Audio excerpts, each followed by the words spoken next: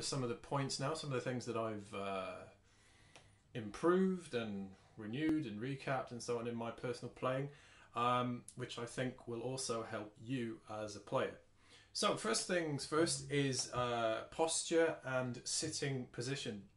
As you can see, my base is over my left knee if you are left-handed, or your right knee if no, my left knee because I'm right-handed, and if you're left-handed it's your right knee. This stems from a classical guitar approach. A friend of mine who's a guitarist as well also said this would help improve my posture in my back. I was having a lot of back problems. For those of you who don't know, I also had quite bad tendonitis as well in both hands. So this has helped alleviate those pains and help speed up the recovery process. So basically all I'm doing here is I've taken the groove part of the body and placed it over my left knee and let the headstock naturally fall to its natural position. Why have I done this? Well, first of all, my right hand sits perfectly here and doesn't really need to be out here, out here, out here, anything like that. It sits nice and natural for me. The same with my left hand as well. I've got quite long arms because I'm quite tall. I don't have a problem here, if you can see, reaching up to the first fret when it's all the way over here. My previous playing position was something along the lines of this, which is okay. I mean, a lot of bass players do play like this, but you can see here how the strap has started to dig into the side of my neck, and that became a problem for me. So those are the basic two sitting positions in terms of body placement, to placement of the bass body. The other thing that was useful for me was keeping your feet flat on the floor. They don't have to be perfectly straight like this, but make sure your feet are flat on the floor. Another thing as well with the back is it's not bolt upright like this, but it's not hunched over like this. If you can see, I'll just turn to the side here. It's not bolt upright, it's not hunched over. It's nice and natural, whatever's natural for you. And anyway, that has helped me alleviate any tension or pain in both of my hands and my back as well. Another thing that relates to that is to get yourself one of these, a music stand. Even if you don't read music, get yourself a music stand. It helps keep your eyes at their natural level, and you're not hunching over. For example, if you have sheet music on the desk or on the floor, you're hunching over like this, and it can be a problem and cause long-term damage to your neck if you're constantly straining over a prolonged period of time. So next point, okay, moving on to the left hand. So I talked about tension and pressure and so on from tendonitis. One thing that I've found with the left hand, and it was a little epiphany, was to get your own left hand technique is to do something like this. Stick your arm out in front of you like this, let your wrist relax, flip your hand over, bring it back under the bass, place your thumb on the back of the neck like so, loosely touching, and then bring your hand in like so. That is your, or my, this is my natural playing position. Yours will vary ever so slightly depending on how you are made up. So how long your back is, how long your arms are, how big your fingers are, how big your hands are, many, many factors. So this is my playing position here. The one thing that we should all have in common is keeping the thumb on the back of the neck. Okay, I'm not squeezing, not like this. It's lightly touching and it pivots like so. So you can see here, this is my natural playing position. Then all you need to do is take that and curve your fingers up like this. So you're playing on your fingertips.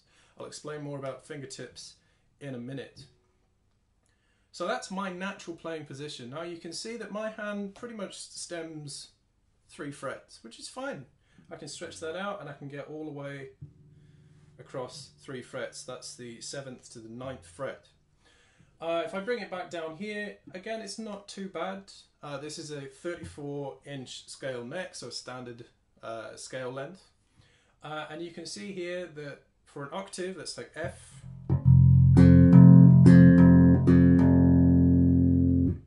I'm using my little finger.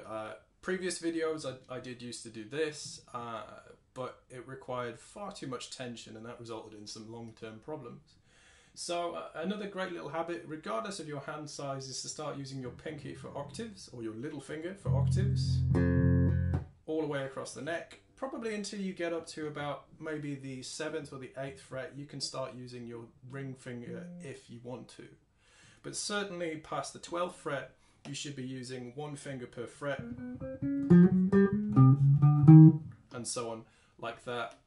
Pretty much identical to a guitarist.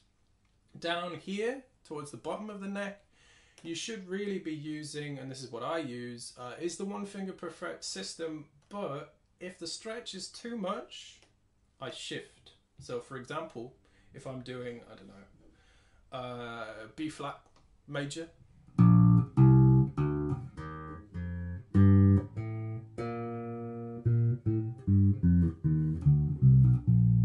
you can see that I'm shifting up and down the neck slightly. I'm not stretching, because that to me is painful, and I can feel the pain in my tendons in my left hand. So start getting into the habit of shifting. I will do some more lessons on shifting if you like, especially if you are a fretless player like me. Shifting is vital. So 1 finger per fret system. So the right hand and the left hand have 2 things in common. First of all, is that they are relaxed, or as relaxed as they can be. So with the right hand, again, same technique, hand out in front of you, flop it down, loose and loose and loose, bring it naturally towards the bass. I like to have my thumb over the neck pickup if it has one. If it doesn't, the bridge pickup, or vice versa. And that is my natural playing position. You can see that my fingers are not perpendicular to the strings. Is that right? Perpendicular or parallel? Perpendicular, yes. They are at a slight angle here, which is perfectly comfortable for me. And also I'm completely relaxed as well when I play, even if I'm playing, you know,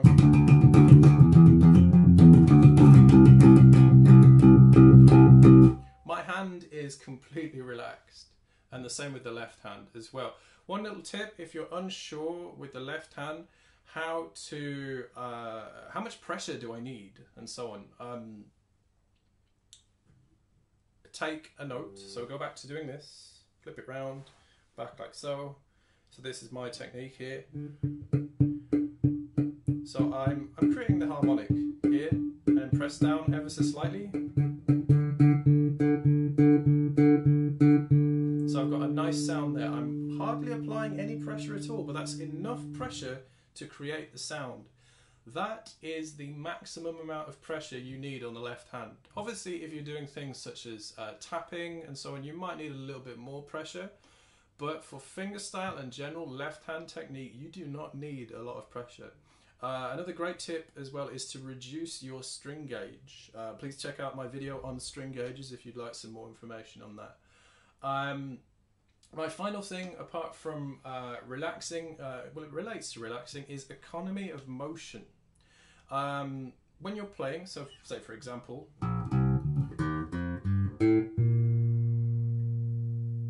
I'm moving ever so slightly. Now I could just do that down here in this position here.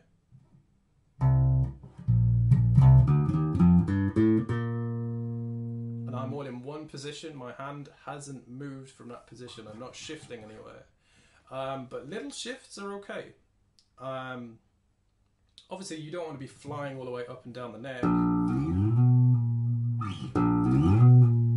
if you're doing something like that all the time. But again, that's up to you.